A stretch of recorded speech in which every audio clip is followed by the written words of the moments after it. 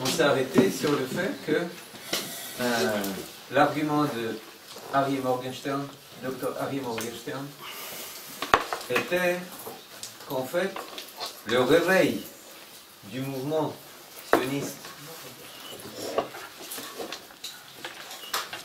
qu'on date de la fin du 19e, il faut véritablement le situer ni à Kharkov, ni à Odessa, ni à Vilna, ni ailleurs, ou dans tous ces endroits, mais avec pour cœur Eretz Israël. Bye bye. Avec pour cœur, pour clé, en Eretz Israël.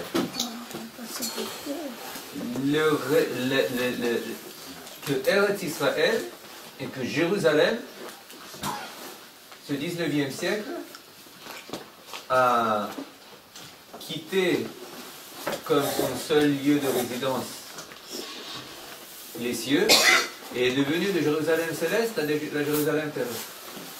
Et en tant que tel, a commencé à préoccuper au niveau pratique. Les Juifs qui lisaient ce qui se passait à Jérusalem, qui disaient ce qui se passait à Tzfat, à Akko, à Petah Tikva, à Tveria, etc. Et je veux continuer ce sujet, je veux continuer cette ligne, et essayer de voir et de présenter Jérusalem comme effectivement une sorte de condensé,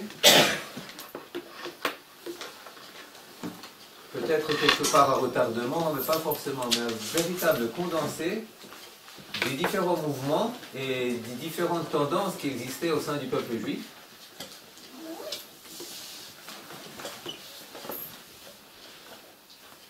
Et on peut en prendre, en considérant ce développement, beaucoup quant comment dire, oui, au développement, à l'histoire du peuple juif dans son ensemble. Ce que je veux dire, c'est en grande partie, c'est basé sur un cours qui vient d'être ouvert cette année à Jérusalem, dans la vieille ville, et qui s'appelle Machon Limudei Yerushalayim.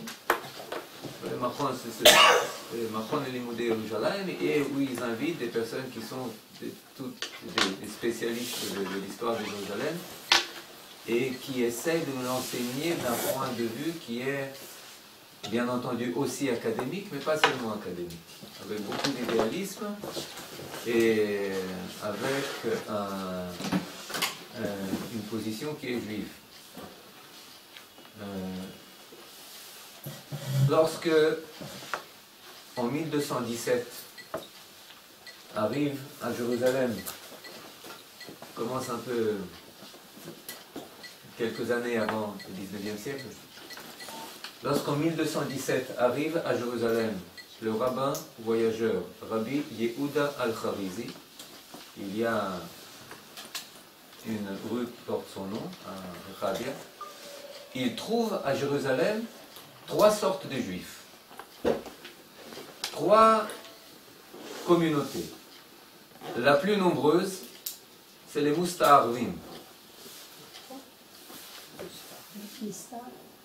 C'est pas les Mista'arvim d'aujourd'hui, c'est pas Shimshon, c'est pas les soldats déguisés en arabe, mais qu'est-ce que c'est?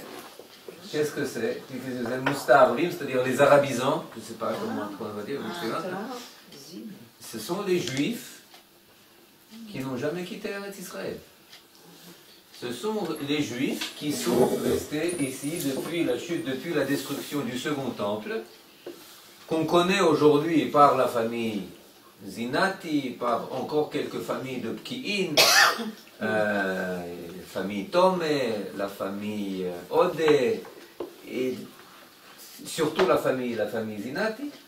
Mais à l'époque, c'était la communauté dominante à Jérusalem. Dominante au niveau politique, au niveau démographique, pas au niveau de la sagesse. Pas au niveau des rabbinim. Pas au niveau des rabbinim. La deuxième communauté qu'il trouve, donc vous devez le savoir. Les élèves espagnols. Non, les élèves de Vilna, c'est 19e siècle. Là, on est au 13e. Le 13e. On est au 13e siècle. Et enfin, mais des Tsarfatim. Ils trouvent les Tsarfatim. Ils trouvent les Tsarfatim. La deuxième communauté, c'est les Tsarfatim. D'où ils sont En venus, quelle année ça vous avez dit 1217, ça veut dire 1217. C'était avant Oui, c'est avant qu'ils sont. C'était à l'époque les années aussi de l'Aliyah des Baalei Atosafot, C'est après, il y a de Paris. le Rabbi Hillel Miparis, etc. Il trouve aussi, il y a des Tsarfatim à Akko, et il y a aussi des Tsarfatim, il s'avère, à Jérusalem. Et les croisés là-dedans. Ils renvoyaient tout le monde à Jérusalem, non? C'est après les croisés. C'est après les croisés. On parle après les croisés.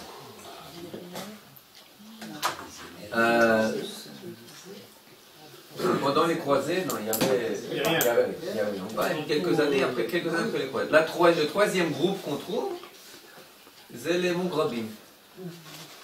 Mougrabim, c'est les Marocains. Les Juifs du Maroc.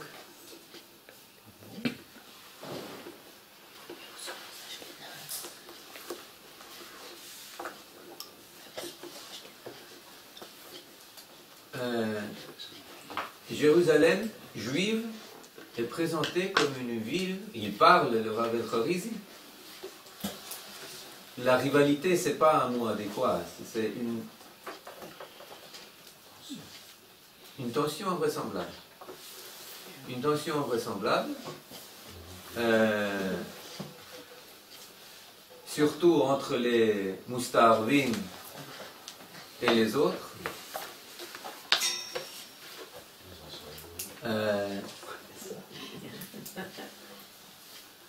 Mais ce qui est intéressant, c'est qu'au XVIe siècle, qu'on vienne ici relativement en masse, quand je dis en masse, c'est pas des milliers, c'est beaucoup moins, les Gourachés Sfarad, les Juifs expulsés d'Espagne, eh bien, les Moustarvim laissent la place. C'est-à-dire, ils s'éteignent. On les trouve pratiquement plus, et plus le temps passe, plus ils s'effacent.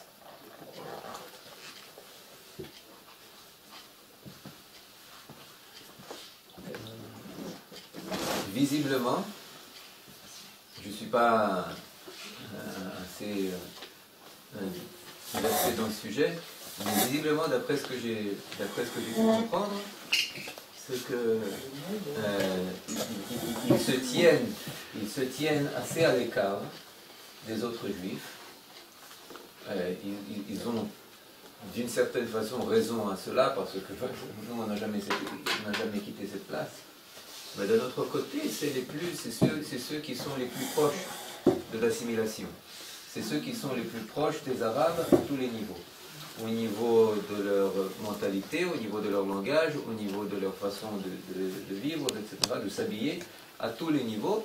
Et il leur manque la colonne vertébrale véritable de la Torah. Ils ne cultivent pas les sages. Ils ne sont pas véritablement aimés de toutes les autres communautés. Pourquoi? Parce qu'ils récoltent les impôts de toutes les autres communautés juives pour verser les impôts, le racket aux dirigeants mameluks, ottomans,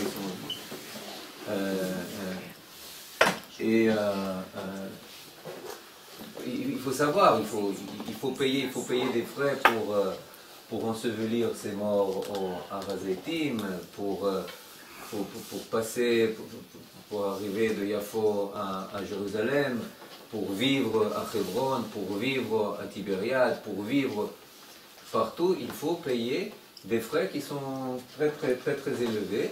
Et vu que les Moustarvim, 13e, 14e siècle, ils étaient les têtes politiques de la communauté, eh bien c'était eux qui prélevaient les impôts des autres juifs et qui les payaient aux chefs aux dirigeants arabes et musulmans, et bien entendu c'était une fonction qui n'était pas très aimée et qui était aussi qui portait à la corruption. Ce qui fait que, bon, surtout si on prend comme étalon le peuple juif, ce qui importe chez nous, c'est le niveau torani, c'est le niveau identitaire. Et là, effectivement, les Mousta'arviv, ils n'étaient pas à la hauteur. Ils n'étaient pas à la hauteur. Quoi qu'il en soit, 16e siècle, ils sont pratiquement inexistants. On les trouve pratiquement plus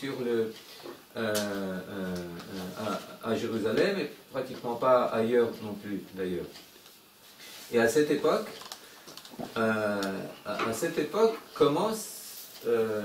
la communauté commence à se diviser de façon qui nous est beaucoup plus familière entre Sepharad et Ashkenaz. Et qui sont à la tête? Les Sfarad. Bien sûr, les Sfarad. Hein? Les Sfarad. C'est vrai, quoi? C'était. Parce qu'on parle, quand on parle des Sepharad, à qui on fait référence?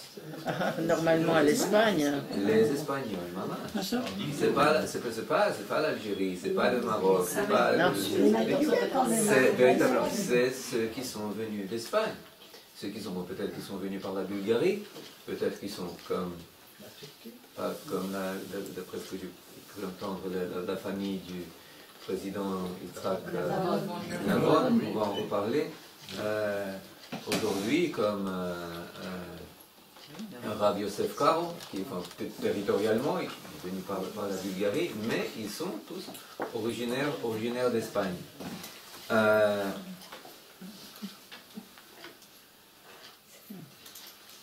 La communauté ashkénaze,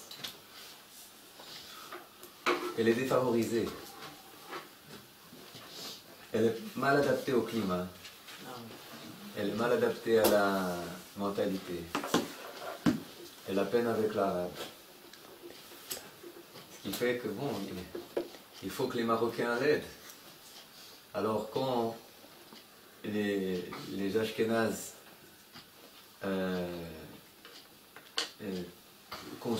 veulent enfin construire une synagogue d'une certaine importance, qui va devenir la Khourva chez Rabbi Yehuda Halevi, qui est-ce qui les aide? Les Juifs de Fès.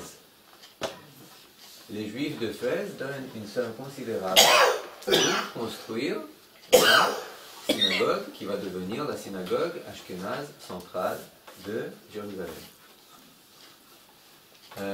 Une autre partie des fonds est acquise sous forme de prêt auprès des Arabes.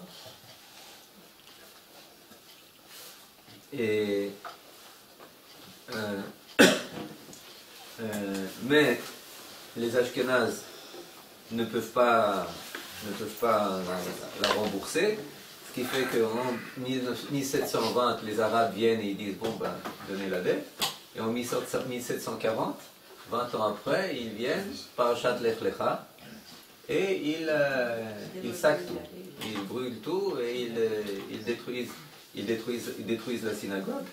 Et depuis 1740, eh bien, les Ashkénazes, on les trouve plus beaucoup.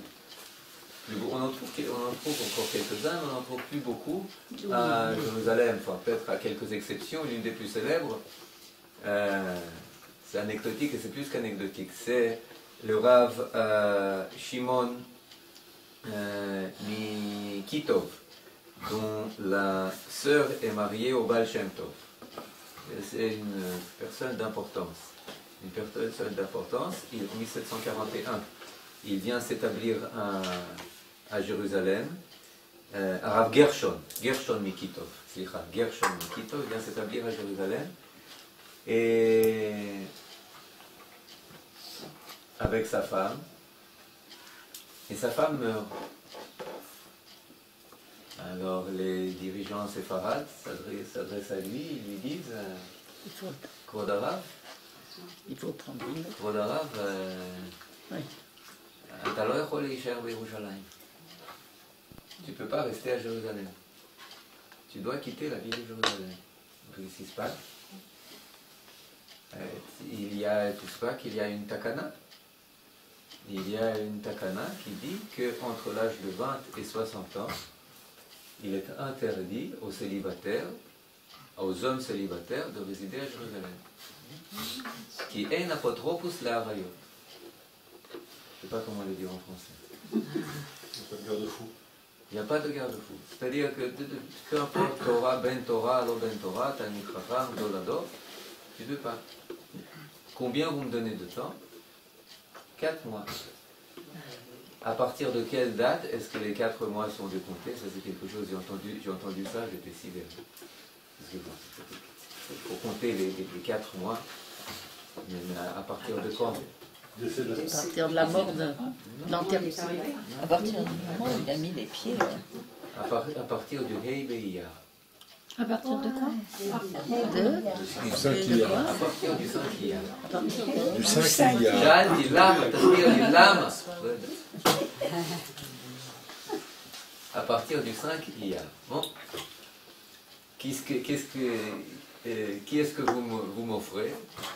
Voilà, toutes les séfarades que tu veux. Séfarades Oivei. Il envoie une lettre au Baal Shem Tov. Il est dit, et dans la lettre il dit Rotzim Kofim Alai Isha Sfaradia. Kofim Alai Isha Sfaradia. Trouve-moi une femme ashkénaze, et parce qu'avec les séfarades ça ne va pas. Ça ira pas. Alors bon, le Baal Shem Tov lui trouve une femme séfarade et une femme ashkénaze. Alors allez.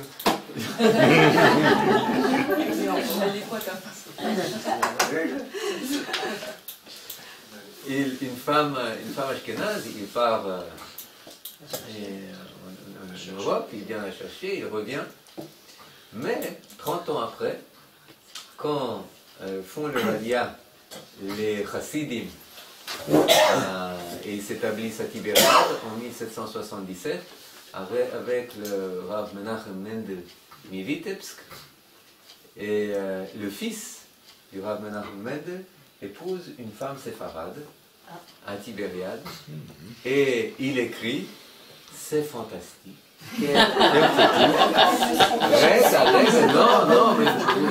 Non, mais attendez la fin, c'est pas la fin. C'est pas encore la fin. C'est fantastique, mais quel amour, mais quelle femme, mais quel... Il y a un problème. Elle ne sait pas préparer le borsch.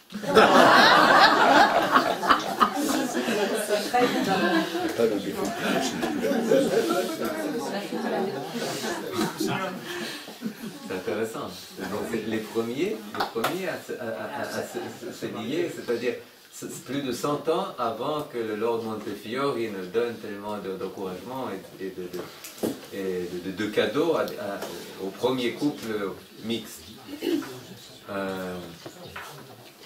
Fin du XVIIIe siècle. Fin du XVIIIe siècle. Très intéressant. Mais bon.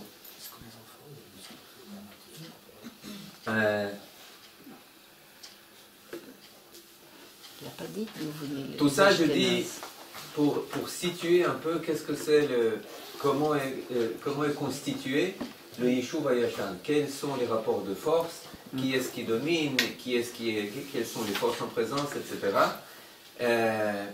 Les Ashkénazes, on l'a dit la dernière fois, retournent en force dans la seconde moitié du XIXe siècle, avec la reconstruction de la Chorva, avec les Talmidei à Gaon Mivilna, on en a parlé. D'ailleurs, les Talmidei à Gaon Mivilna, où est-ce qu'ils s'établissent? Ils fuient le choléra à Tzfat en 1813. Où est-ce qu'ils s'établissent à Jérusalem? Ils s'établissent dans la Meharat Rizkiyahu. Meharat Rizkiyahu. Pourquoi? Parce que personne ne veut les accueillir, pas par hostilité, mais parce que vous êtes contagieux. il y a un Gabbai séfarade qui vient les voir, et les nourrir. Vous savez où c'est la mer à Triskiya, la grotte de Triskiya. Sous la porte de Shrem, vous avez une énorme grotte. On appelle ça les carrières de Salomon. Oui, on appelle ça les carrières de... Non, on n'appelle pas ça les carrières de Salomon. C'est une carrière, mais je crois que... oui, on appelle ça... Oui, je sais pas. On a visité aujourd'hui les journées de lumière. Oui, c'est vrai, là-bas il y avait quelque chose. Et ce Gabbai, il lui dit, écoutez, je vous donne maintenant à manger. Quand vous rétablisserez, eh bien vous me rembourserez. Et effectivement, les premiers endroits où les Talmidei Gaon de Vilna habitaient à Jérusalem, c'était aujourd'hui dans ce qu'on appelle le Shara Prachim. Lorsque vous entrez à Shara Prachim, les premiers immeubles à gauche, c'est là-bas qu'ils étaient établis. On l'a vu la dernière fois, le Rav Shlomo Zalman Tzoref, le grand-père de Yoel Moshe Salomon,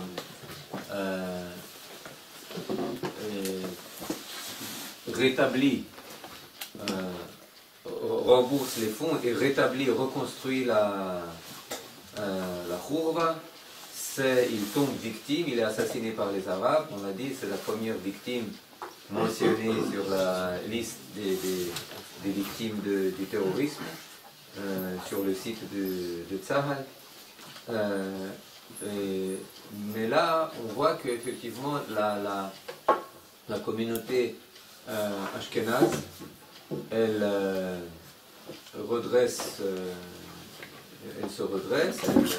elle prend quelque part le dessus.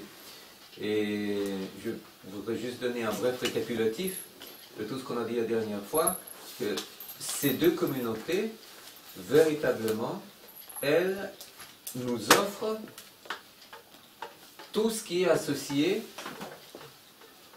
à ce qu'on appelle le sionisme, c'est-à-dire tous les débuts, à tous les niveaux du sionisme. Quelle est d'abord la langue qui est parlée à Jérusalem? La langue qui est parlée dès le début du XIXe siècle à Jérusalem. L'hébreu, bien sûr. Parce que c'est la seule langue dans laquelle on peut se comprendre. Les Ashkénazes ne parlent pas arabe. Les Séfarades ne parlent pas yiddish, les Ashkénazes ne parlent pas ladin. La seule langue dans laquelle on se comprend, c'est l'hébreu. Même si dans les Talmud Torah et dans les écoles, etc., chacun enseigne dans sa langue, mais la langue de communication, pas de la langue de prière, pas de la langue liturgique, pas la langue de commerce, la langue de relations intercommunautaires, personnelles, etc., c'est l'hébreu. Et elle ne revit pas seulement au niveau parlé, comme l'espérait Eliezer Ben Yehoud, Yechiel Pines, Klausner et toute cette pléiade, mais elle revit aussi au niveau écrit. Elle revit au niveau écrit avec le Lébanon, on en a parlé, qui a été édité depuis les années 60 du 19e siècle. On trouve la sortie hors des murailles de la vieille ville, avec tout d'abord, c'est les Marocains. Machane Israël. Machane Israël, ce qui est aujourd'hui en bas de Mamila, avec les Mishkenot Sha'ananim de Sœur Montefiore. Il y a la fondation de Petar Tikva, c'est-à-dire on voit toutes ces choses-là, c'est l'œuvre des personnes qui sont associées, qui pas seulement associées, qui sont effectivement descendants des étudiants du Gaon de Vilna. Et beaucoup d'autres choses. Maintenant, donc la question qui se pose, pourquoi est-ce qu'il doit y avoir une rivalité entre le Yishuv qu'on va commencer à appeler le Yishuv HaChadash, le nouvel Yishuv, et le Yishuv HaYashan? Si tous les commencements du sionisme moderne, du nationalisme juif, de la productivisation de la communauté juive de Eretz Israël, si toutes ces graines, toutes ces semences peuvent être trouvées chez les juifs qu'on associe maintenant au Yishuv Hayashan, pourquoi est-ce qu'il y aurait rivalité entre Hadash et Yashan? Lama. Si Pétartikva, si l'autodéfense, si la renaissance de la langue hébreu, etc., si toutes ces choses-là peuvent être localisées au milieu du 19e siècle, bien avant la première Aliyah, pourquoi est-ce que créer un conflit presque artificiel, peut-être pas presque artificiel, entre le vieux et l'ancien, entre le vieux et le nouveau et le vieux? Le professeur Bartal, Israël Bartal, de l'université hébraïque, il dit, vous savez, il faut savoir que ces notions, alors que lui il a une position très claire à ce niveau, mais il dit, dans un article qu'il a publié à Cathedra, il dit que ces notions, ce n'est pas des notions chronologiques. Quand on dit Yeshuv Yashan, ça ne veut pas dire que c'est des gens, des personnes qui sont venues au début du 19e siècle, 18e siècle, 17e siècle, qui sont restés ici et qui ensuite, qui se sont, comment dire, enlisés et qui se sont sentis menacés avec les gens de la première, seconde Aliyah, etc. Il dit non, pas du tout. C'est une notion de valeur. Pourquoi? Il dit parce qu'on trouve des phénomènes nouveaux en fin du 18e, début 19e, et on trouve des phénomènes vieux de Yishuv Yashan, début du 20e, fin du 19e. Je donne un exemple. La première Aliyah, ce n'est pas seulement les Bilouim. Les Bilouim, c'est moins d'une centaine de personnes. Beit Yaakov Lechou Nelcha de Kharkov avec Israël Belkind, avec Gedera, c'est à peine quelques dizaines de personnes. Sur les 60 qui sont venus, il y en a 15 qui sont restés. La première Aliyah, c'est plus que 60 personnes. C'est en deux vagues, de 80 à 82, de 91 à 92, c'est environ 25 000 personnes. Parmi ces 25 000 personnes, vous trouvez tout ce que vous voulez. Lisez Smilansky. Vous trouvez tout ce que vous voulez. Vous trouvez des juifs qui fuient le tsar, des juifs qui fuient l'armée du tsar.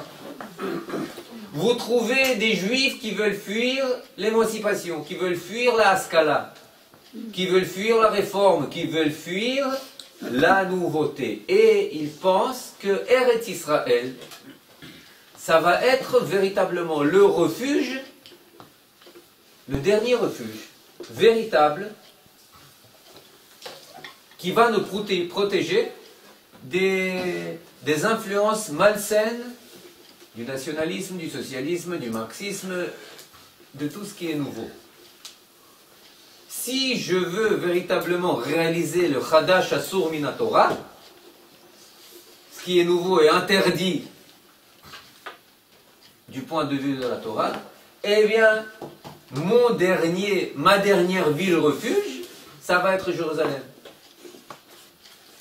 Des Juifs qui adoptent cette position, ils montent au milieu du 19e siècle et aussi à la fin du 19e, au début du 20e siècle.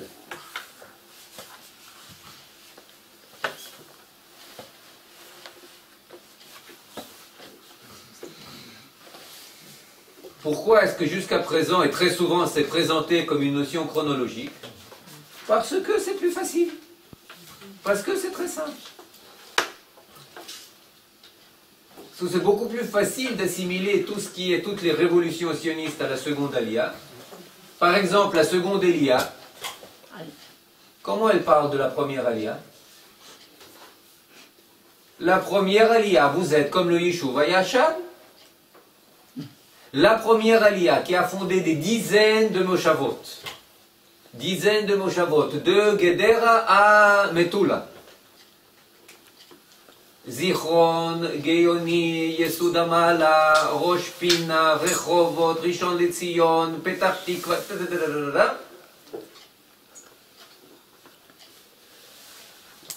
qui ont commencé à cultiver la terre de manière très, très attendue, qui ont commencé à fonder des communautés, tout ce que vous voulez, etc., et qui ont essayé de cesser de vivre de la Chalouka, par la seconde Aliyah, elle a assimilé au vieux Yishuv, improductif, réactionnaire, religieux dans le sens très traditionnel, très conservateur du terme, etc.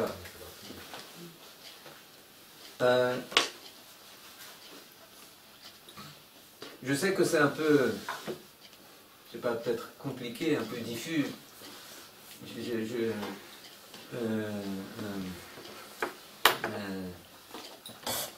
Éclectique, tout ce que je dis, je vais essayer de nouer tous ces fils. Après, mais si vous voulez m'interrompre avec des questions, je pense que ça va pas rendre le compte rendu encore moins clair de ça ne peut qu'éclaircir.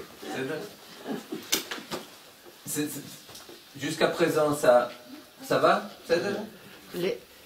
Les Ashkénazes, c'est uniquement les descendants des élèves du Gaon de Vilna, où il y en a, enfin à cette époque-là. Non, il y a aussi des chassidim. Il y a aussi les chassidim.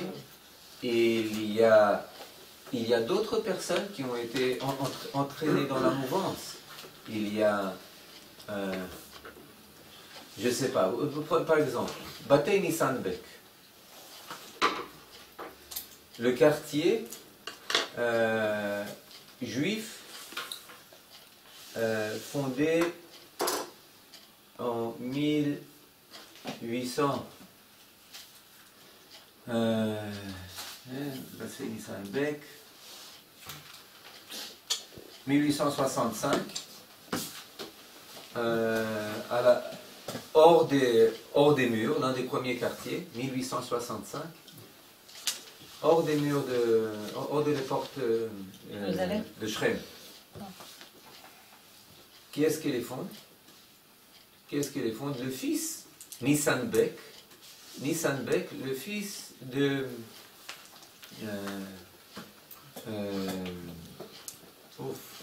j'ai oublié, peu importe, mais qui est un des descendants ashkénazes, qui n'est pas étudiant, d'après ce que je sais, d'étudiants du Gaon de Vilna, etc.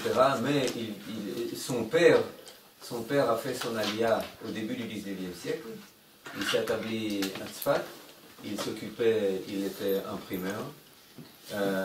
Il était, bien que n'étant pas médecin, il était présenté comme tel. Il a aidé à guérir le gouverneur de l'Égypte, Mohamed Ali, qui lui a donné en récompense des terres à Méron, où il a fondé une communauté qui s'appelait Kfar Chaklaï, et Jarma, qui s'appelait Kfar Jarma, qui n'existe plus, mais qui existait à l'époque, et auquel a rendu visite Yehudit et Moshe Montefiore, qui étaient très émus parce qu'ils étaient immédiatement invités à être Sandak à la Brit Mila du premier fils de Nissan Bek, et Nissan Bek qui est venu ensuite à Jérusalem pour fonder ici un quartier qui était habité ensuite par les Juifs de Géorgie, les Gourdjim qui ont commencé à monter vers la fin du 19e siècle, par les Baglim. C'était les deux communautés essentielles qui étaient là, et toutes ces communautés, eh bien, elles étaient fondées par un juif qui était d'origine ashkénaze. C'est-à-dire, c'est très éclectique. Vous avez des juifs de Boukhara, vous avez des juifs de yéménites qui commencent à monter en 1882 à l'Ebet Tamar. C'est-à-dire, il y a une très grande quantité de kolelim. Il y a une très grande quantité de kolelim. Kolel, ça veut dire communauté, différenciées de manière ethnique et qui existent et qui sont là à Jérusalem à cette époque. Maintenant, je vais essayer de donner maintenant certains points de contention entre de rivalité par lesquels je vais tenter d'expliquer pourquoi est-ce que l'histoire sioniste, à ses débuts en tout cas, est présentée comme une histoire de controverse, de rivalité, parfois de rivalité très forte entre le Yashan et le Hadash. Et encore une fois, ça reflète une tension qui existait à cette époque dans le peuple juif dans son ensemble.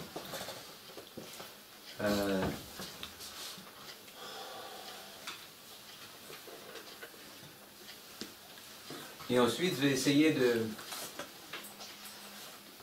de cristalliser tout ça par une personne, par une personnalité qui est Eliezer Ben Yehuda.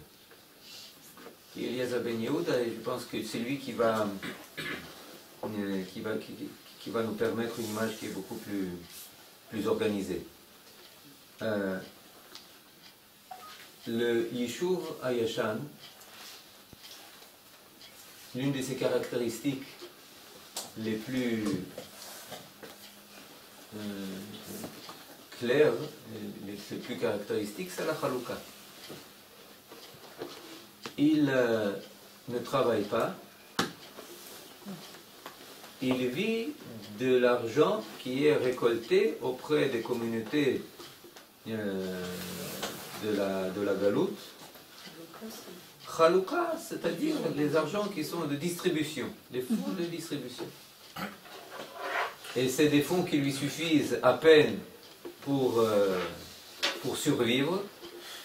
On parle assez souvent même de famine à Jérusalem, quand des visiteurs, soit étrangers, soit juifs, viennent à Jérusalem, eh bien, ils nous relatent une réalité très triste. Très triste lorsque le second consul britannique s'établit à Jérusalem, James Finn, en 1855. Il est soupçonné d'être missionnaire, mais bon, ça n'a jamais été véritablement mis à jour. Eh bien, il achète un terrain qu'il va appeler Kerem Abraham, où il invite à travailler des juifs de la vieille ville. Et il dit que c'est des juifs, ils travaillent toute la journée, sans manger, sans rien manger. Pourquoi? Parce qu'ils gardent tout leur argent pour la famille, pour tout ramener à la famille. Alors il a vu tout ça, il a dit bon, je vais les obliger à prendre du pain, avant le début de la journée de travail, à prendre du pain et 2 œufs, sans quoi il leur sera interdit d'aller au travail. Pourquoi? Parce que autrement je les vois rentrer à la maison en rampant sur les genoux. C'était plus ou moins la situation, et tout ça pour dire que Kaspé Chalouka, que la charité, c'était loin d'être suffisant. Maintenant, imaginez-vous que ce que vous recevez vous suffit à peine, et tout d'un coup, vous avez des concurrents de taille. Vous avez Petar Tikva, vous avez Zichron, vous avez Rishon, vous avez Rehovot, vous avez Gadera, vous avez tout ce que vous voulez. Et c'est des gens qui s'adressent aux mêmes communautés auxquelles vous vous adressez, qui envoient leurs émissaires dans les mêmes endroits pour amasser les mêmes fonds.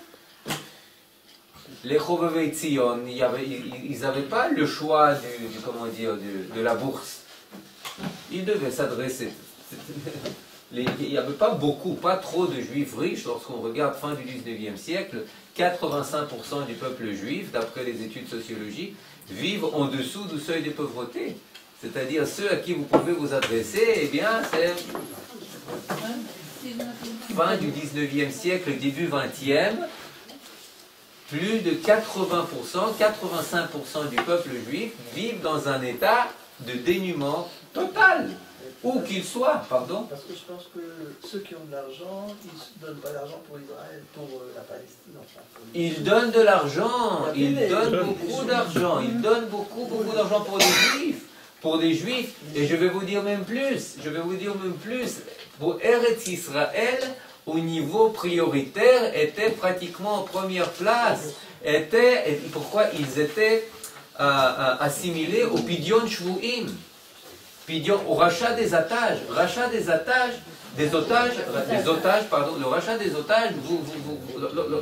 s'il y a besoin de dépenser, de donner de l'argent pour racheter un juif tombé en esclavage, en servitude, eh bien, vous devez cesser la construction de la synagogue, vous devez prendre l'argent économisé pour les fiançailles, vous devez prendre l'argent qui est économisé pour les pauvres, etc. Pidyon shvu'im kodem lakol. Rambam mefourash dans Elchot le matnot ani'im. Et maintenant qu'est-ce qui a été fait pour les Juifs qui habitaient en Eretz Israël? Ils étaient assimilés, la caisse, la coupa tzedaka, pour les Juifs qui habitaient en Eretz Israël, elle était de la même nature, du même degré de priorité que la coupa tzedaka pour les Pidyon Shvu'im.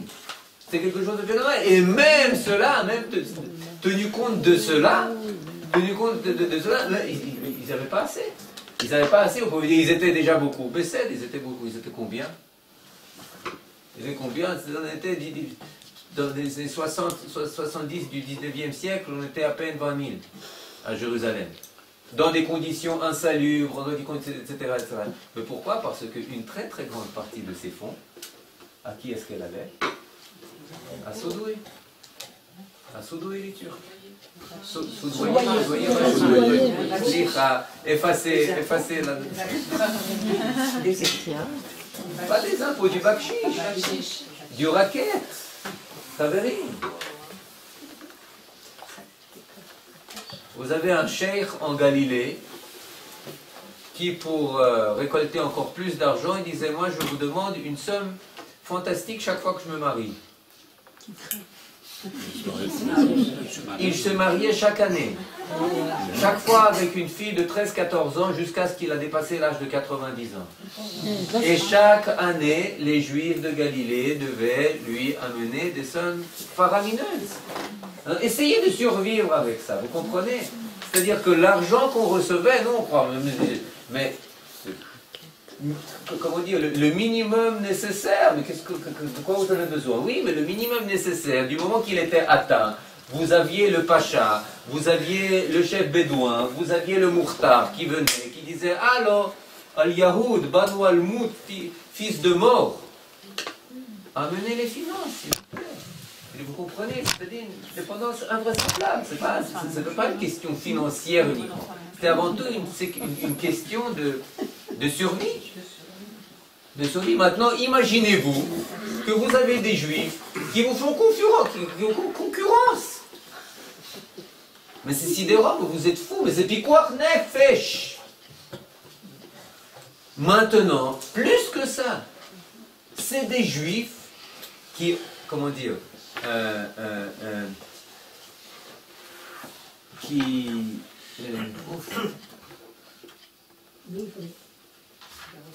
Martimim, c'est une tâche qui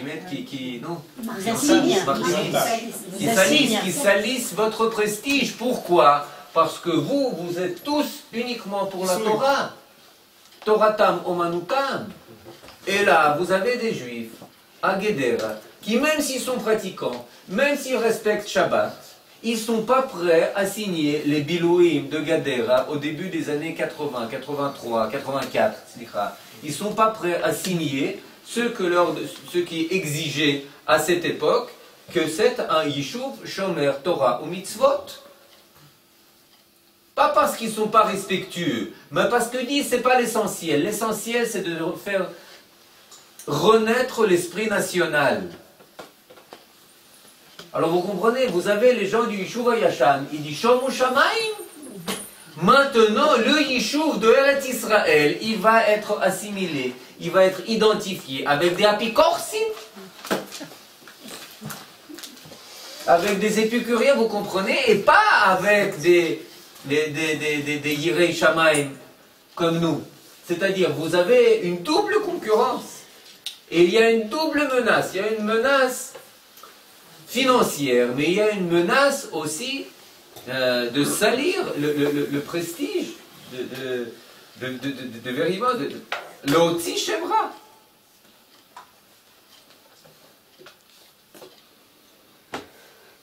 Troisième raison, c'est une raison idéologique.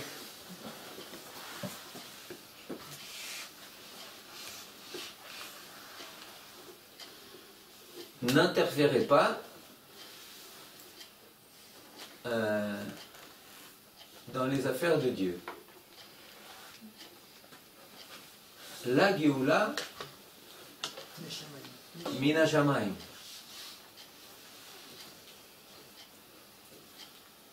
D'autant plus c'est dangereux. Qu'est-ce qu'on disait à la famille Rivlin, à la famille Solomon, quand ils ont commencé à sortir de la vieille ville? Vous contrevenez à la Torah. Pourquoi? Atem somchim al nes. Vous contrevenez à Pikuach Nefesh. Pikuach Nefesh doche yetzia michutz lechomot. C'est dangereux de sortir hors des murailles de la ville. Lorsque Rivlin annonce à sa future femme qu'il va vivre, Yosef Rivlin, qu'il va vivre hors des murailles, les parents de sa fiancée, ils veulent annuler le mariage. Annuler le mariage. Ma pitom. À tel point. C'est-à-dire, vous avez des raisons idéologiques. C'est dangereux. La malaria, c'est dangereux. Le choléra, c'est dangereux. Les bédouins, c'est dangereux.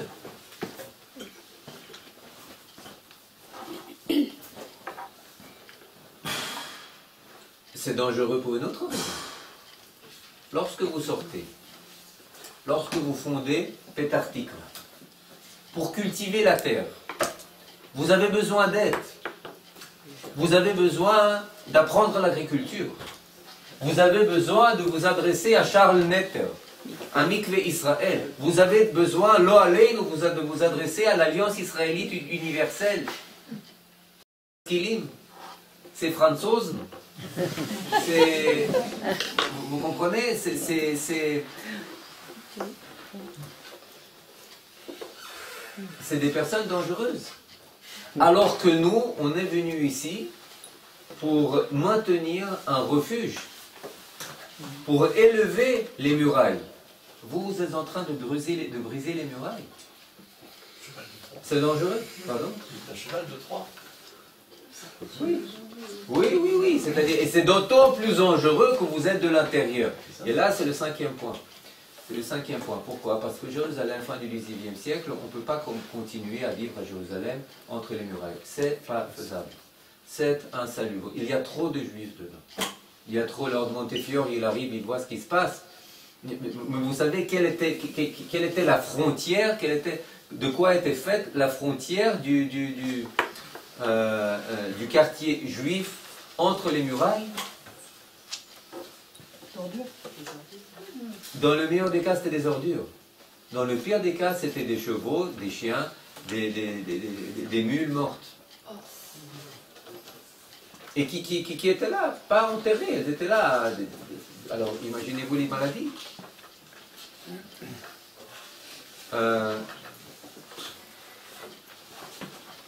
Et là, mais ce que vous avez relevé, c'est effectivement, c'est que il y avait la nécessité de sortir. C'est-à-dire la position du Yishuv Yashan, la position de cloisonnement, d'isolation, elle n'était plus tenable. Dès qu'arrivait quelqu'un qui proposait du travail hors des murs de la vieille ville, qui proposaient de la nourriture, du pain, des œufs, n'importe quoi, hors des murs de la vieille ville, vous avez des centaines de juifs qui se portaient volontaires. Que ce soit à Montefiore, que ce soit à James Finn, ou que ce soit à Cresson, le premier consul américain qui s'est converti au judaïsme. Qui a abandonné, qui était un quaker, qui a abandonné aux États-Unis sa femme et ses 6 enfants quand ils ont refusé de le suivre, qui est venu ici, qui était consul américain. Consul américain, ensuite il est venu ici, il a épousé une femme, il a eu 2 enfants encore, etc. Et il a été enterré au Mont des Oliviers comme Ger Tzedek. Cresson, c'était son nom. Quel était son nom juif? Je ne me rappelle pas, mais c'était le premier consul américain à Jérusalem, de Philadelphie. À partir de quel moment il y a eu des consuls Les consuls, c'est un autre... britanniques. Les consuls, ils ont commencé à s'établir à Jérusalem vers le milieu du 19e siècle, fin des années 30, mais surtout années 40, 50. Pourquoi? Parce qu'ils savaient déjà qu'ils voulaient préparer la vivisection de l'Empire ottoman. Du moment qu'il tomberait en ruine, eh bien, ils voulaient chacun avoir un pied-à-terre à Jérusalem pour dire Jérusalem sera protestant, il sera catholique, il sera orthodoxe russe, orthodoxe grec, il sera éthiopien, il sera tout ce que vous voulez, et chacun d'octroyer sa citoyenneté aux Juifs. Les premiers, c'était les Anglais, les premiers protecteurs des Juifs, c'était les Anglais. Pourquoi? Parce que du moment que tu étais citoyen britannique ou citoyen d'un autre État, tu avais le statut pratiquement d'intouchable. Et tu étais du coup libéré de tous les bakchiches, de toutes ces nécessités. C'est-à-dire que vous trouviez énormément de juifs qui ne parlaient pas anglais, qui n'ont jamais été en Angleterre, qui n'avaient rien à voir, qui ne savaient pas, qui n'ont jamais même vu le portrait de la reine ou du roi ou de qui que ce soit, mais qui se promenaient avec la citoyenneté britannique. Pourquoi? Parce que c'était l'intérêt des dieux, tant des Britanniques que des Juifs. C'était une importance politique ou une importance économique, Jérusalem, à cette époque? Économique, c'était uniquement des dépenses, mais c'était une importance religieuse, et c'était un sujet d'importance à l'époque, et d'importance politique, bien entendu, de rivalité. Pourquoi? Parce que chaque nation, elle est aussi associée à une église. Par exemple, prenez la guerre de Crimée de 1853-1856. C'était une guerre entre les Russes d'un côté et les Turcs, Français, Britanniques de l'autre. C'était une guerre. Pourquoi? Une des raisons, pas la seule raison, mais une des raisons, c'est que les tsars voulaient s'ouvrir une voie directe vers la Terre Sainte. C'était une concurrence. D'ailleurs, si vous pensez qu'aujourd'hui ça a beaucoup changé, non, croyez-moi, j'étais à Moscou il y a encore hier, pas beaucoup de choses ont changé à cela, mais effectivement c'était très important. Être maître de Jérusalem, ça donne un statut tout à fait autre à quelques puissances qui puissent s'arroger ce titre. Et c'est pour cela que, c'est connu, là, Moshava germanique, Moshava italkique, Moshava yévanique, Midrash roussi, etc. Et toutes ces choses-là. Mais là, effectivement, la présence étrangère, c'était une présence qui, en très grande partie, stimulait les forces sionistes. Elles incitaient par exemple les premiers dunam acquis hors de Jérusalem. Il était interdit aux Juifs d'acheter des terres. Les premiers dunam, c'est la région de Motza. Ça a été acheté avec l'aide de James Finn par David Yellin. Pas Pinus ou Yellin, si je me trompe pas, David Yellin. si je ne me trompe pas, par David Yellin. Les Arabes étaient fous de rage, ils étaient fous de rage, et à tel point que quand James Finn est reparti en Angleterre, eh bien ils ont tous massacré, tous sauf un juif, d'un nom qui est devenu tristement célèbre aujourd'hui, le juif El-Baghdadi. Il s'appelait Baghdadi, et il est resté seul gardien de ce territoire, et c'est un territoire qui avec le temps est devenu le Yishuv de Motza. Le Yishuv de Motza, c'est-à-dire, vous comprenez, mais c'était, pourquoi je dis ça, c'est-à-dire qu'ils jouaient les Juifs contre les Ottomans. Ils utilisaient les Juifs les uns contre les autres, et avant tout, bien entendu, contre les maîtres de Dieu, contre les Ottomans, contre les Turcs, contre les Arabes, contre les Bédouins, contre ceux qui étaient là. Parce que, bien entendu, les Juifs, ils sont porteurs de valeurs européennes, ils sont complètement dépendants de l'Europe, ils n'ont aucune prise ici, etc.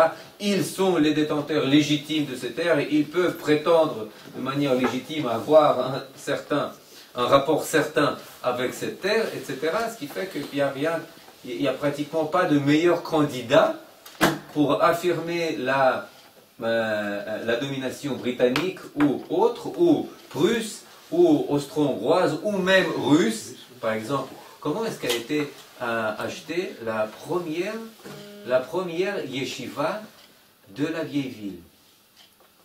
Torah Traim. C'est sur la Via Dolorosa. Le pape, il marche faux.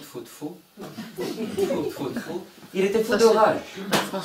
Il était fou de rage. Non, rien ne vendre à ces juifs. Rien ne vendre à ces juifs. Vous avez le Rav Israël de Rougine qui a donné à son émissaire, il était riche,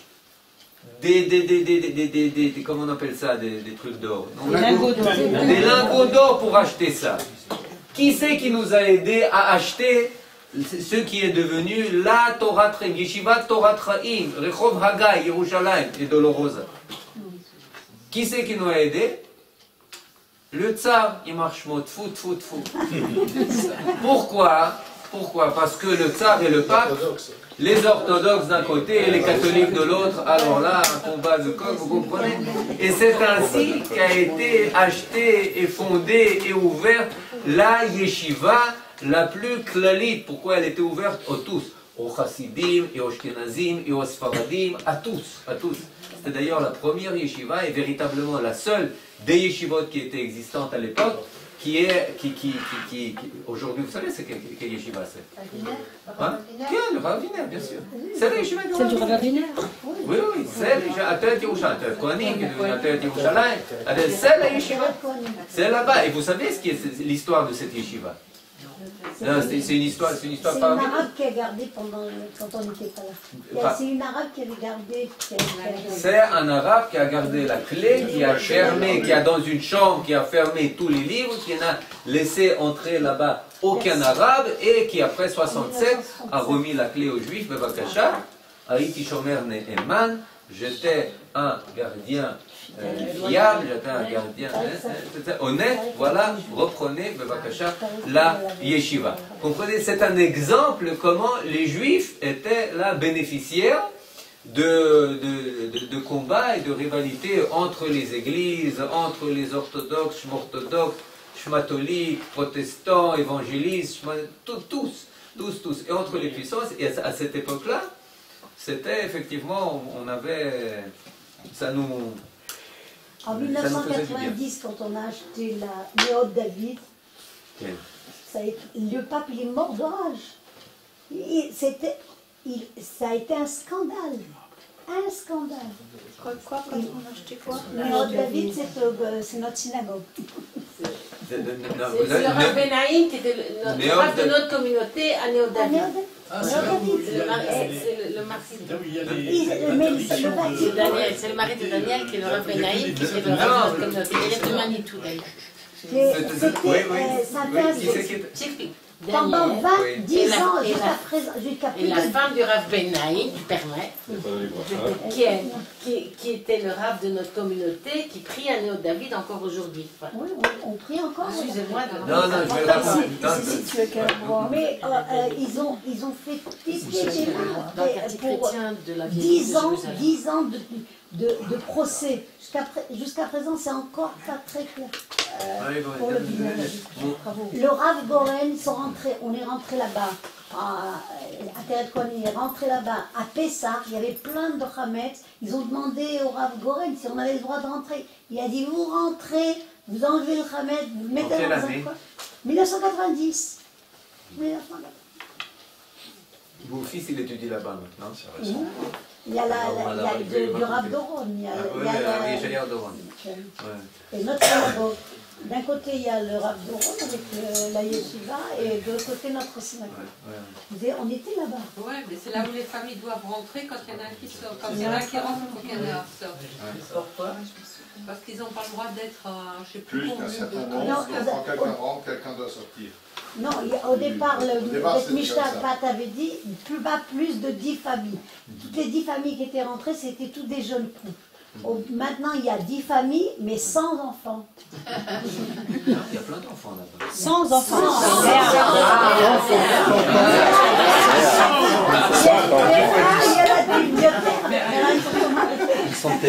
Mais il y a dit. Ils ont chacun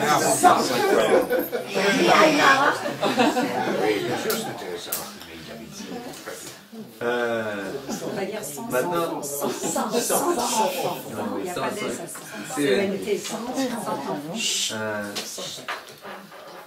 maintenant, il y a, je reviens au Yeshuv Yashan, Yeshuv Hadash. Mais il y a un point, une date, une personne autour de laquelle ça bascule. Autour de laquelle, véritablement, le Yeshuv Yashan sent qu'il a perdu la bataille. Et cette personne, c'est Eliezer Ben Yehuda. On est à la veille de Hanouka, pas à la veille, mais à la veille du Rosh Chodesh de Hanouka. Il publie un journal qui s'appelle Atzvi, et le père de sa femme, Jonas, écrit là-bas un article intitulé Mitzvot Tzrichot Kavana.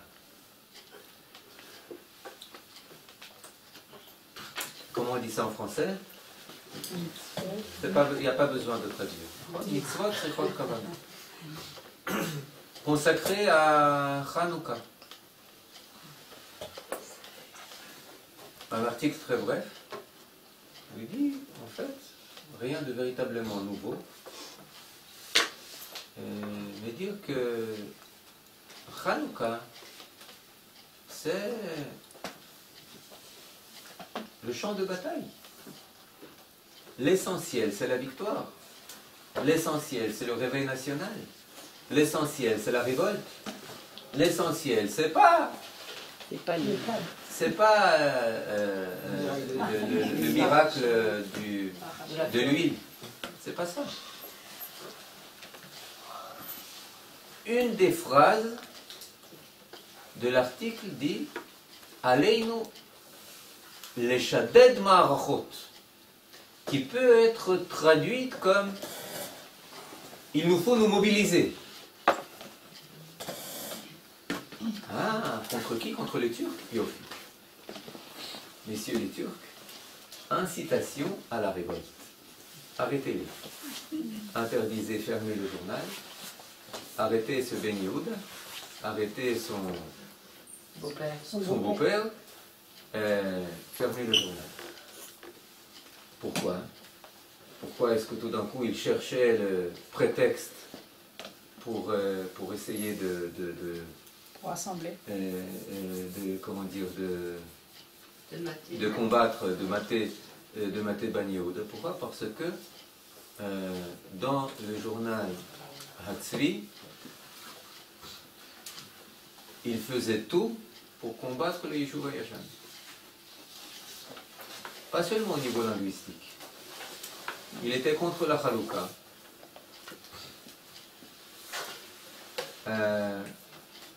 Il était contre le mode de vie improductif de représentants du Yeshuva Yashan. Il était contre la tradition. Il était pour la Haskala. Il était pour l'ouverture. Depuis qu'il a été en Algérie en 1881, où il a appris que Mésonote, c'est Mésonote et c'est pas Mésonoïs.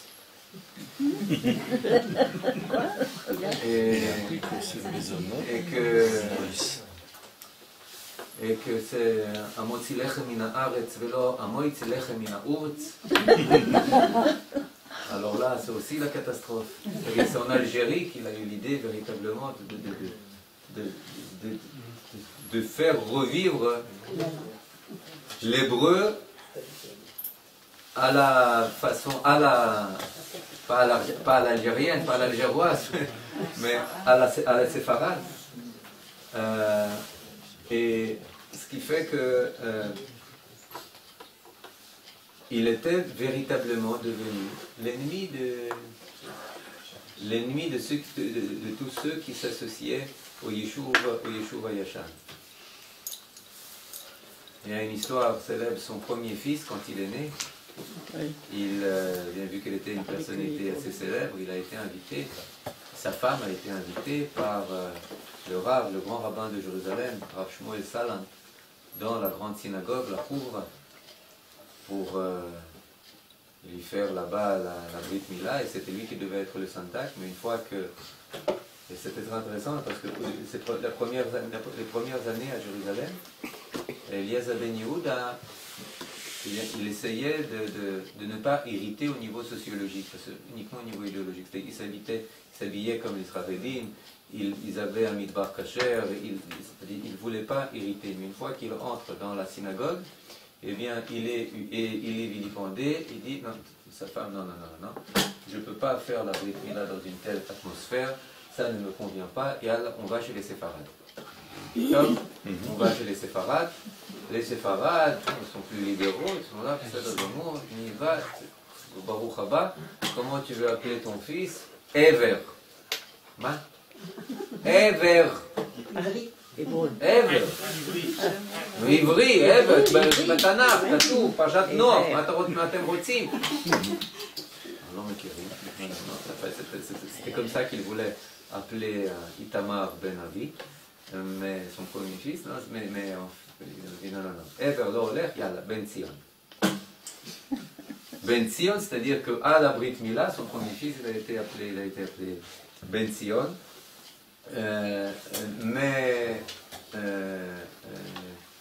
C'est-à-dire, pourquoi il est perçu comme l'incarnation de toutes les menaces, de tous les dangers. C'est Eliezer Ben Yehuda.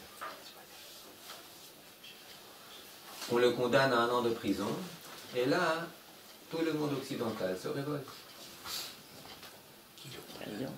Echad Ha'am, le baron de Rothschild, la presse en parle. L'alliance. Et Rothschild envoie au sultan, ça c'est ce qu'a raconté le spécialiste qui nous a parlé, une chose qu'il a entendue de sa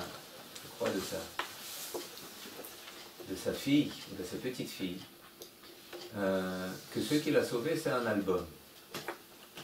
Donc on voit que c'est un album. Alors il s'avère que le baron de Rothschild a envoyé au sultan un album de Paris avec des photos. Quelles photos?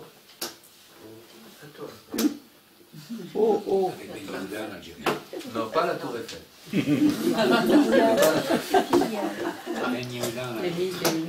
Les photos que vous pouvez imaginer. Et il lui a dit, choisis. Et il lui a dit, choisis. Choisis. Des femmes françaises. Des femmes françaises. Bien entendu, il n'y avait pas que des photos, il y avait aussi de l'argent. Tu choisis, tu libères Ben Yehuda. Ben Yehuda a été libéré, son beau-père a été libéré, et il a continué son combat de plus belle. Et là, c'était clair, c'était déjà clair. Qui a, comment dire, qui a le vent en poupe? Qui mène le bal? Et qui a voulu le mettre en prison?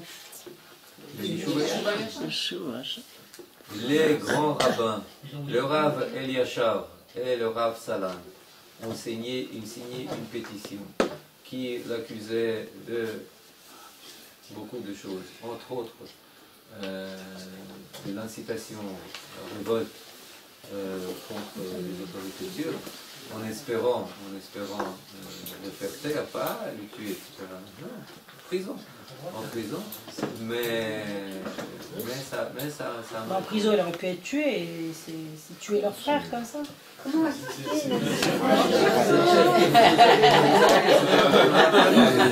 il ne le considérait peut-être pas totalement comme leur frère. C'est incroyable,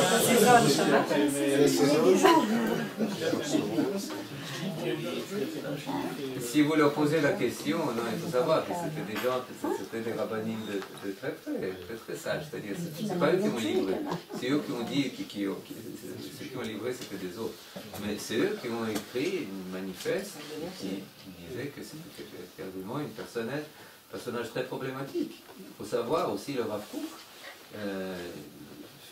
quand ils habitaient à 200 mètres. Ben Yehuda habitait à 200 mètres de Rehov Éthiopie. Rehov Chabash en Éthiopie. Ils venaient très souvent chez le Rav Kook prendre conseil. Comment dire ça, comment dire ci, comment dire. Il y a une histoire très célèbre qui dit que quand une fois il est venu, en 1922, le Rav Kook lui dit Ben Yehuda. C'est très intéressant parce qu'il est venu à une heure où le Rav Kook était en Chavruta. En Chavruta, dont personne jamais n'osait le déranger. Là, il est venu et il dit non. Lui qui entre. Je crois que c'était une Chavruta avec le Rav Karla. Mais je ne suis pas sûr. Il dit qu'il entre, il va poser une question d'ordre linguistique. Et ensuite, il dit Ben Yehuda. Oula הגיע הזמן שתעשה תשובה. Et l'autre de répondre, אני אחשוב על זה. Le même jour, il est mort. Qu'est-ce qu'il a dit? L'hébreu n'est pas assez.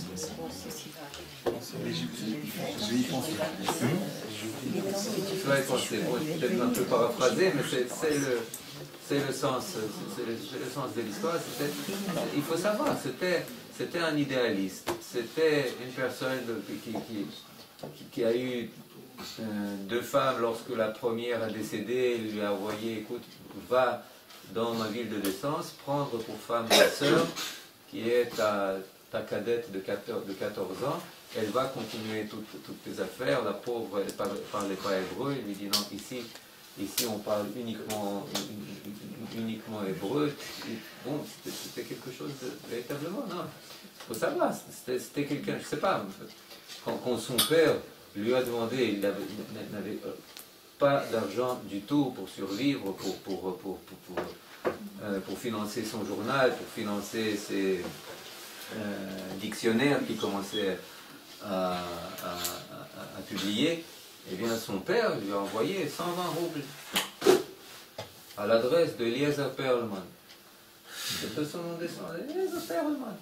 Il dit Perlman, vous avez 120 roubles. Je ne suis pas Perlman. Mais vous avez 120 roubles. Une somme faramineuse à l'époque. Je ne suis pas Perlman, c'est pour Perlman. Je ne prends pas un argent qui est adressé à quelqu'un qui n'est pas gagné au delà. Vous comprenez? Il a habité à Paris. Il a exigé dans sa famille que tout le monde ne parle que l'ivrit. Oui, bien sûr, vous avez quelque chose. C'est la première famille à ne parler que pardon? Non. Il aurait pu l'emprunter, l'argent à Bernard. Vous comprenez? C'était une personnalité, vraiment pas univoque, pas univoque, oui, c'était très difficile. Mais c'est une personnalité qui cristallise en elle. C'est intéressant parce qu'il est venu en Israël en 1881. 1881, très tôt. Il est venu très tôt. Tout au début de la première Aliyah. Il n'est pas venu à cause des pogroms. Non, il est venu de Paris. Paris, Algérie, etc. Il étudiait là-bas. Vous comprenez? C'est-à-dire, c'est aussi une chose très, très intéressante. Les gens qui venaient jusqu'en 1880, beaucoup de personnes, les idéalistes, ils ne venaient pas en fuyant. C'était un sionisme très optimiste. Le sionisme, pardon?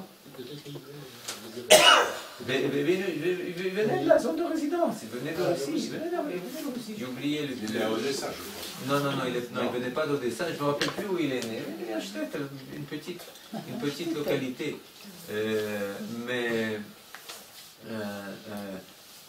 C'est-à-dire, c'était des personnes, il est venu ici, il écrit, bon là, je peux vous citer, Bedavar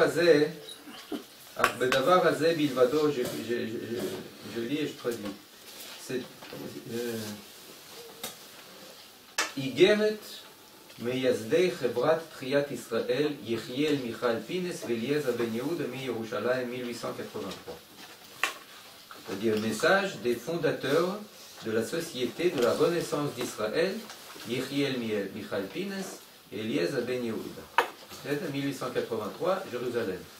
Ils écrivent beaucoup de choses.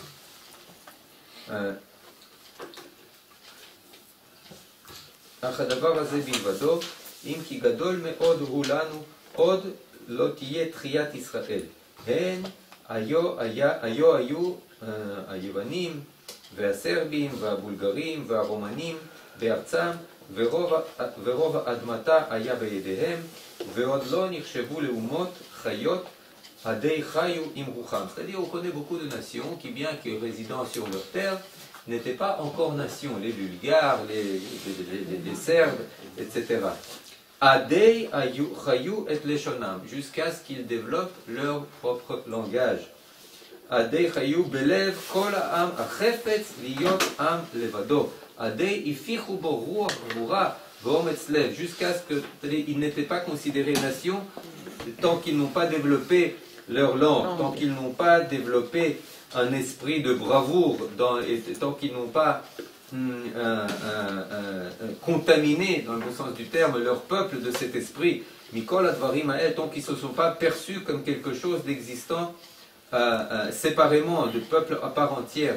Marucheinu ata, que vaut notre esprit maintenant? Usfateinu usifruteinu mahi, et notre langue et notre littérature, qu'est-ce qu'elles valent? Ma chefetz chatzia am bekerbeinu, que veut la moitié du peuple de nous? Vekocheinu gvurateinu aye, et notre bravoure, qu'en est-il? Elehem advarim asher ta'amol achevra le'achyotam, c'est de cela que va s'occuper notre société. L'achyot et rucheinu, ve'la'fer le'ameinu lev acher, vous comprenez? Vous comprenez? L'affaire, c'est-à-dire de donner à notre peuple un autre cœur. Imaginez la réaction d'une personne qui entend cela, qui lit ces choses-là. Un autre cœur. Mais vous êtes fous. L'affaire lève acher. Be'ezrat Sfarim. לא בעזרת תורה, בעזרת ספרים, אשר תדפיס בזה, ובעזרת Ozrea, c'est-à-dire à l'aide de livres qu'elle va imprimer et avec ses assistés, ses aides, Asher Yula Bekol Artsot Galuteinu Asher Yizreu et Azera Aze Bekerev Bnei Adatam. Vous comprenez, c'est-à-dire là, il parle le langage de celui qui va devenir son très proche ami, etc., de Echad Ha'am. Le père du sionisme culturel, le père de l'esprit juif, mais de l'esprit national, par opposition au religieux, du sentiment national par opposition au En Israël Oma El Abetorotea, Torah Shebichtav et Torah Shebe'al Peh, c'est-à-dire que c'est un danger. Il y a des gens ici qui proposent une alternative. Ils proposent une alternative. Bon, je peux continuer, mais je pense que l'esprit, l'esprit, il est clair. Parce que ce qui est intéressant, c'est que vous aviez deux réponses religieuses à cela. Vous aviez la réponse du Rav Mohilever, vous aviez la réponse du Rav Gutmacher, vous aviez la réponse du Nativ Nivolojin, vous aviez la réponse du Rav Elchanan Spector, vous aviez la réponse du Rav Abraham Yitzhak HaKohen Kook, qui était, il faut comprendre le niveau et la valeur de cette génération. Il faut comprendre que c'est des personnes qui ne se conduisent pas de cette manière parce qu'ils veulent tout jeter à la poubelle. Au contraire, il faut les écouter. Vous ouvrez la fin du Sefer Orot, du Rav Kook, où il parle du Lashon HaKodesh. Il dit bien sûr qu'il doit y avoir une prière. Mais, quel est le problème avec Ben Yehuda? Il ne peut pas y avoir de renaissance du langage de sainteté sans qu'il y ait de renaissance parallèle de la sainteté collective d'Israël en parallèle. Il y a deux séifim très intéressants, très importants dans la fin du Sefer Orot, où il parle. Vous pensez qu'il suffit de faire renaître le langage pour faire renaître la nation? Il répond à Gershom Scholem, parce que Gershom Scholem, il dit une chose qui est très forte, mais qui n'est pas forcément vraie. Il dit, vous savez, en réponse aux efforts de Ben Yehuda, il serait très étonnant qu'Akadosh Baruch Hu reste silencieux quand ce langage commence à revivre. C'est-à-dire qu'il pense qu'Akadosh Baruch Hu, il est prisonnier de sa langue. Que si on fait revivre l'hébreu, eh bien Akadosh Baruch Hu va commencer, le Rav Kook il dit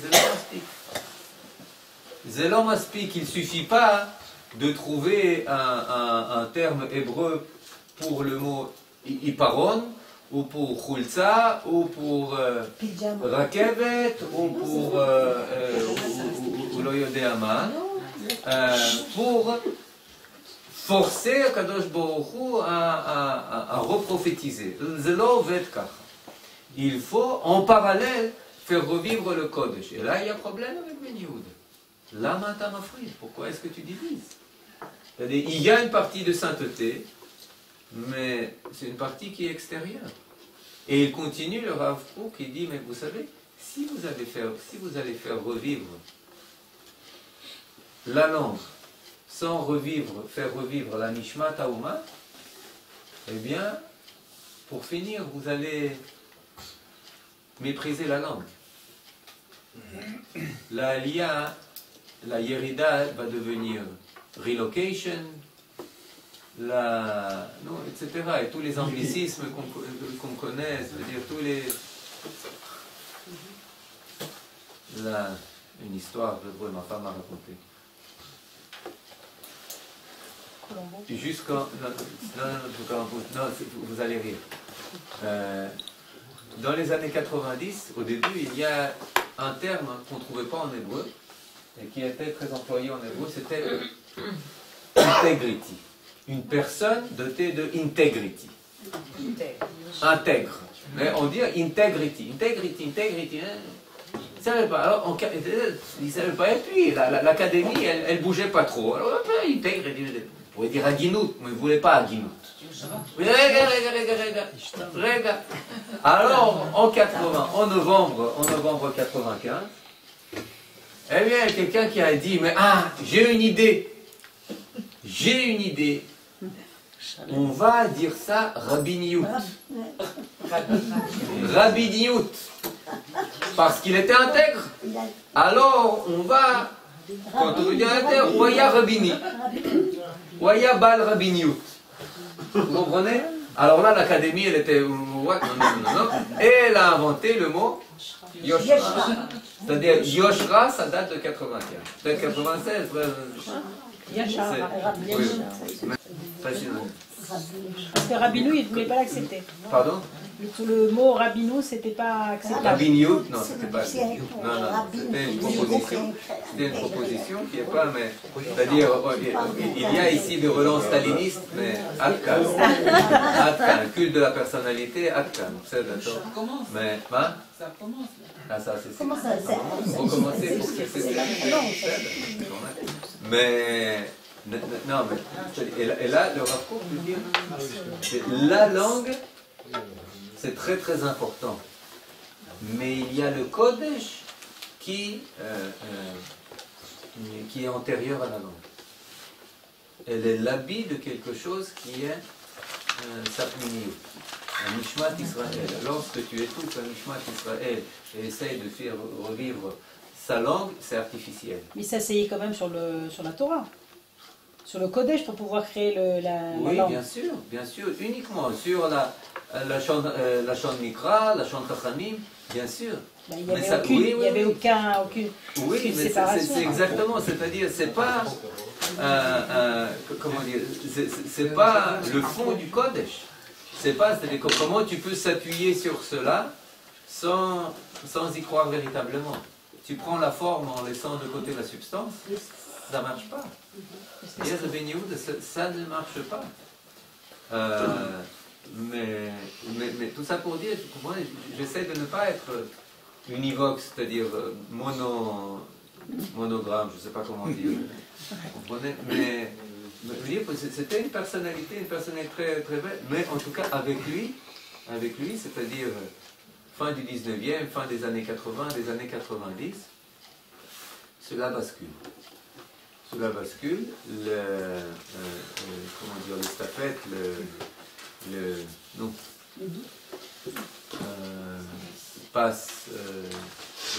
passe au Yishuv qui va être appelé le Yishuv Achadash, bien que le Yishuv Achadash, il incorpore toutes ces personnes qui, au niveau chronologique, au niveau de leurs activités, etc., eh bien, ils étaient là depuis fin 18e, début 19e, milieu du 19e, etc.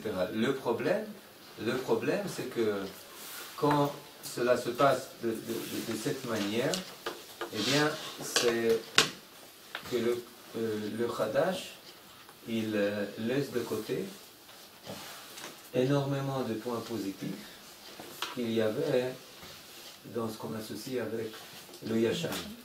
Chez Yoel Moshe Salomon, chez Yoshua Stamfer, chez Zerach Barnett, chez Yosef Rivlin, chez Yitzhak Navon, et chez toutes ces personnes, il n'y avait aucune coupure. Aucune coupure entre le Yashan et le Chadash. La famille de Yitzhak Navon, elle tire sa lignée du